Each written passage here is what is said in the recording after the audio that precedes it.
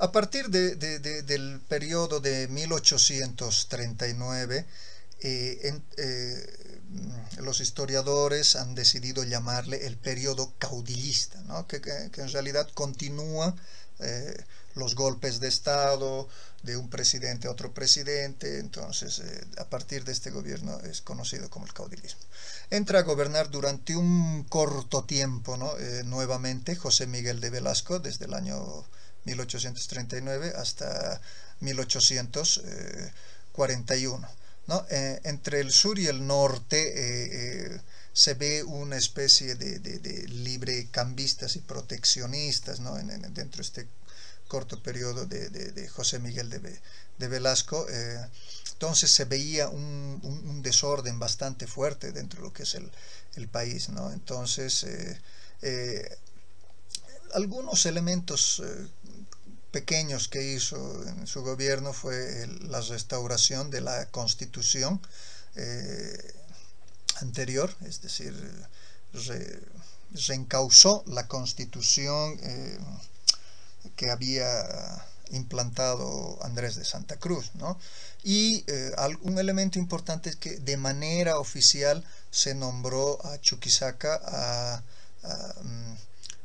con el nombre de Sucre como capital de la República. De esa manera, posteriormente, al ver esta situación que había bastante desorden en territorio nacional, Agustín Gamarra, el general Agustín Gamarra, que es de Perú, quiso aprovechar la oportunidad para volver a invadir el país. Pero antes de eso, José Ballivián dio un golpe de Estado. El gobierno de José Ballivián se dio desde el año 1841 a 1847. En una primera etapa el gobierno de Ballivián tuvo que enfrentar la batalla de Ingavi.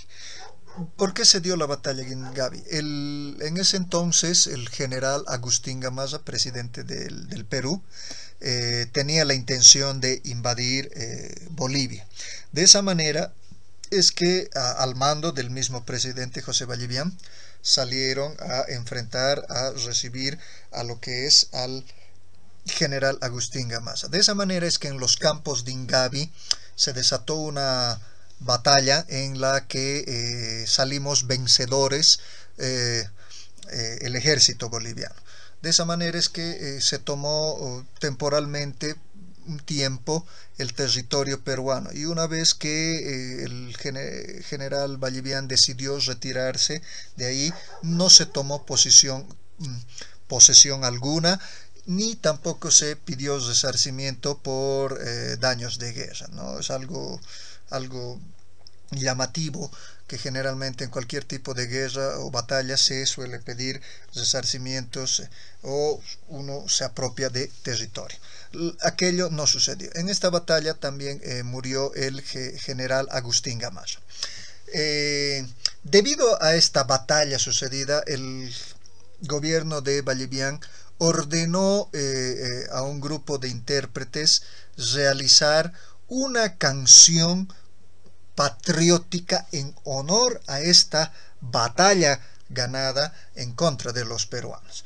De esa manera es que posteriormente, en el año de el 18 de noviembre de 1846, es que es estrenada en el Palacio de Gobierno con el nombre de Canción Patriótica, que en un futuro vendría a ser lo que hoy es el himno nacional de Bolivia.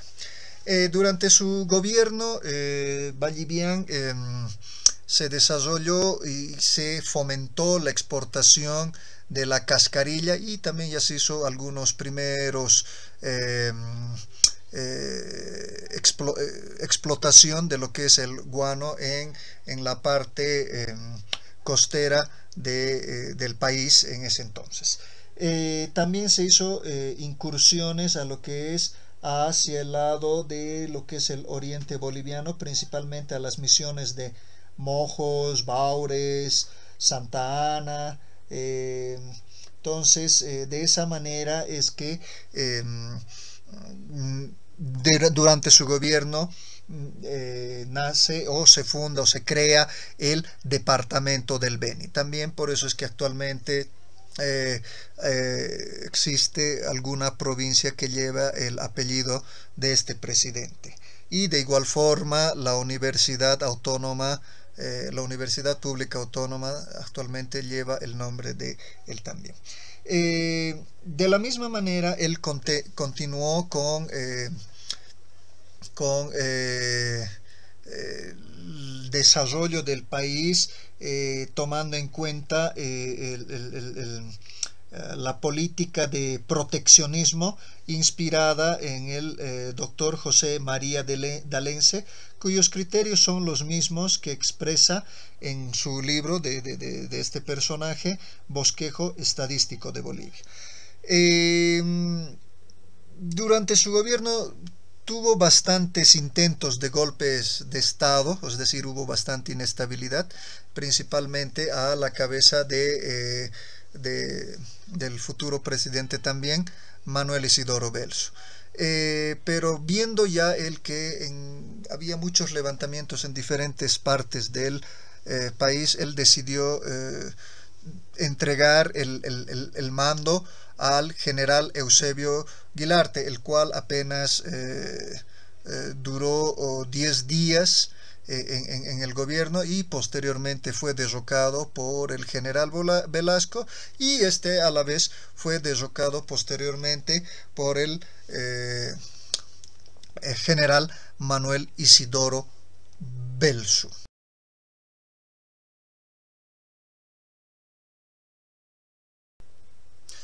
El gobierno de Belsu se da desde el año 1848 hasta el año 1855. Belsu es el principal o el presidente por excelencia conocido en esta época como populista, ¿no? Es el principal. Y debido a eso es que él tenía gran afecto hacia los sectores más empobrecidos del país y tenía cierta aversión hacia la aristocracia. No es por eso exagerado decir que en muchas ocasiones Belsu salía a repartir dinero hacia la gente pobre. Por eso era querido mucho por esta población. De esa manera es que es conocido con el nombre de el Tatabelsu, ¿no? Por su gran afecto hacia los sectores más populares y hacia la plebe. Dentro del gobierno de Manuel Isidoro Belsu tuvo bastante afecto hacia los artesanos, fue muy condescendiente con esos sectores empobrecidos, y de esa manera es que fomentó desde el punto de vista económico, de la política económica del país, el proteccionismo, ¿no? Y fue bastante hostil hacia el capital comercial, principalmente británico y de algunos otros países, ¿no?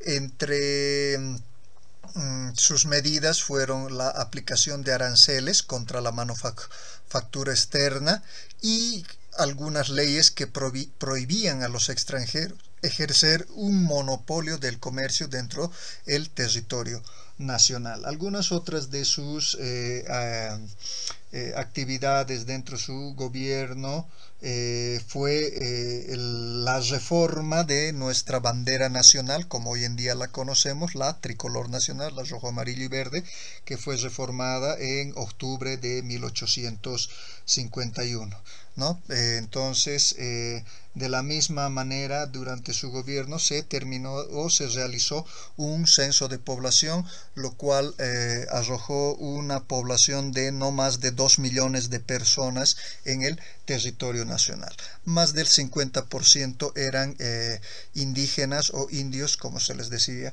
en esa época, ¿no? Entonces, con lo cual demuestra que la población boliviana era bastante incipiente todavía en esta época. Durante su gobierno se él tuvo que soportar bastantes rebeliones y levantamientos, más o menos aproximadamente unas 40 levantamientos que debido a esta situación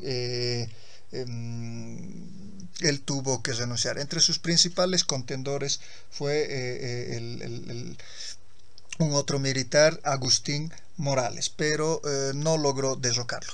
Y también hubo otras rebeliones.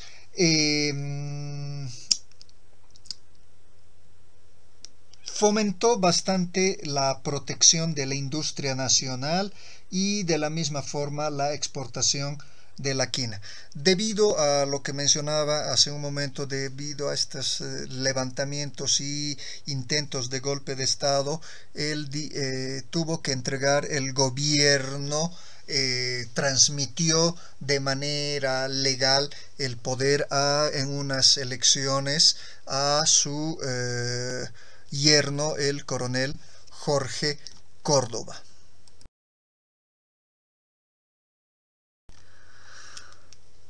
El gobierno de Jorge Córdoba se dio el año 1855 hasta 1857. Habíamos mencionado que él era el yerno de Belso.